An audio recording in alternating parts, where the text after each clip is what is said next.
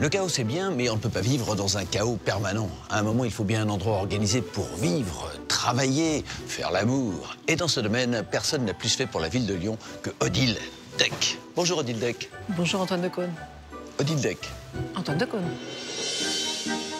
Odile Deck a été baptisée la prêtresse punk de l'architecture française. Son style non conformiste, qui rejette la symétrie pure et incorpore autant de noir et de rouge que possible, lui a valu de nombreux prix, qui vont du Lion d'Or de la Biennale de Venise à la médaille de chevalier de la Légion d'honneur. Mais entre la lumière et l'éclairage, ce sont deux choses différentes. C'est une ambiance, quoi. Exactement. Nous nous sommes retrouvés dans un immeuble qu'elle a dessiné, le siège d'une entreprise conçue comme un atrium de 5 étages, dominé par l'acier et le verre. Si vous passez sous le bâtiment, vous verrez qu'il y a une partie qui est transparente, et donc on voit l'intérieur du bâtiment depuis le quai. On est comme si on était sous une robe de femme. Je sais que c'est pas politiquement correct en ce moment, mais tant pis, c'est une femme qui le dit, donc ça va. Dans l'ascenseur, j'ai eu l'impression de vivre soit dans le futur, soit dans une de ces pubs de compagnies d'assurance qui prétendent s'intéresser à vous.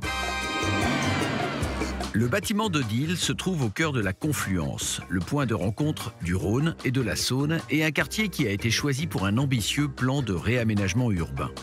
L'objectif est de transformer une friche industrielle en oasis moderne d'architecture d'avant-garde et de vie durable.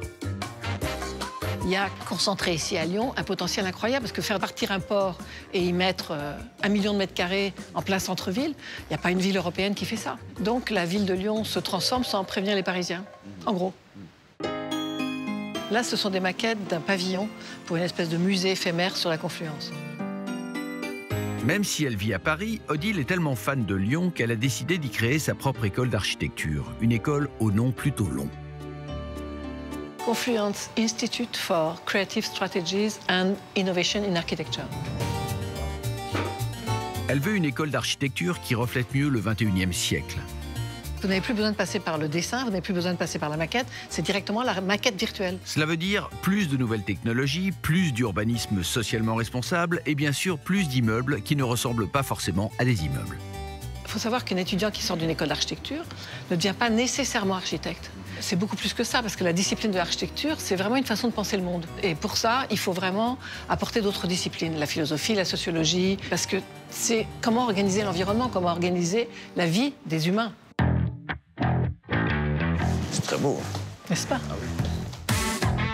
Internationalement reconnue comme une avocate de la place des femmes dans le monde de l'architecture dominé par les hommes, Odile dit que le mot qui décrit le mieux son travail, c'est transgression. Donnez-moi un exemple, quelles sont les règles à transgresser aujourd'hui? On en a tellement. Les règles handicapées, les règles environnementales. Évidemment, quand je dis ça, tout le monde va pousser des cris en disant mais il faut respecter les handicapés, il faut respecter les règles environnementales. Bien sûr, mais pas seulement. Il fallait au-delà. C'est-à-dire qu'il ne faut pas se contenter de faire un bâtiment qui réponde strictement à la norme. Il faut permettre, malgré la norme, de faire plus. Odile, je croyais connaître Lyon. Merci d'avoir révélé la lionne qui est en moi. Je vous en prie. Odile Deck.